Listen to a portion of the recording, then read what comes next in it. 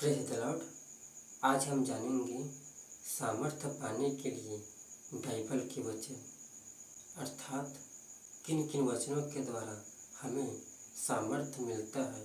आइए बाइबल के वचनों के द्वारा जानते हैं। सामर्थ्य पाने के लिए बाइबल के वचन 1 कुरिन्थियों अध्याय 6 वचन 14।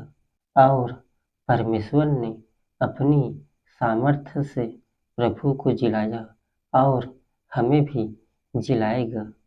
1 कुरिन्थियों अध्याय 4 वचन 20। क्योंकि परमेश्वर का राज्य बातों में नहीं परंतु सामर्थ्य में है। यशायाह अध्याय 40 वचन 29। वह थके हुए को बल देता है और शक्तिहीन को बहुत सामर्थ्य देता है। इफिसियों अध्याय 3 वचन 16।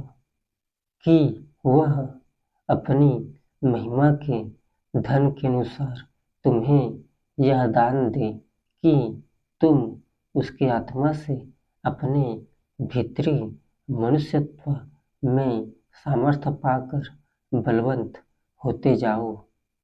रोमियो अध्याय 15 वचन 13। सो परमेश्वर जो आशा का दाता है तुम्हें विश्वास करने में सब प्रकार की आनंद और शांति से परिपूर्ण करे कि पवित्र आत्मा की सामर्थ्य से तुम्हारी आशा बढ़ती जाए। भजन संहिता अध्याय 18 वचन 32।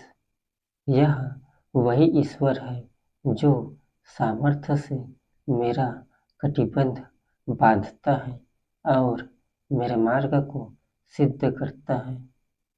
1 यूहन्ना अध्याय 4 वचन 4।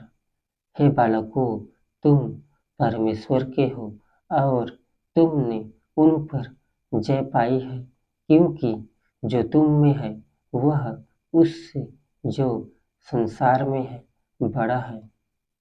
2 कुरिन्थियों अध्याय 10 वचन 4। क्योंकि हमारी लड़ाई के हथियार शारीरिक नहीं पर गड्ढों को ढा देने के लिए परमेश्वर के द्वारा सामर्थी है। 2 कुरिन्थियों अध्याय 12 वचन 9 और 10। और उसने मुझसे कहा, मेरा अनुग्रह तेरे लिए बहुत है, क्योंकि मेरी सामर्थ्य निर्बलता में सिद्ध होती है। इसलिए मैं बड़े आनंद से अपनी निर्बलताओं पर घमंड करूँगा कि मसीह की सामर्थ्य मुझ पर छाया करती रहे।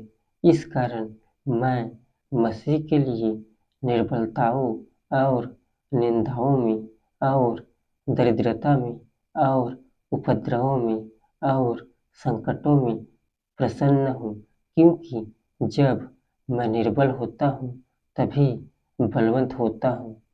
कुलुस्सियों अध्याय 1 वचन 11। और उसकी महिमा की शक्ति के अनुसार सब प्रकार की सामर्थ्य से बलवन्त होते जाओ, यहाँ तक कि आनंद के साथ हर प्रकार से धीरज और सहनशीलता दिखा सको। इफिसियों अध्याय 3 वचन 20।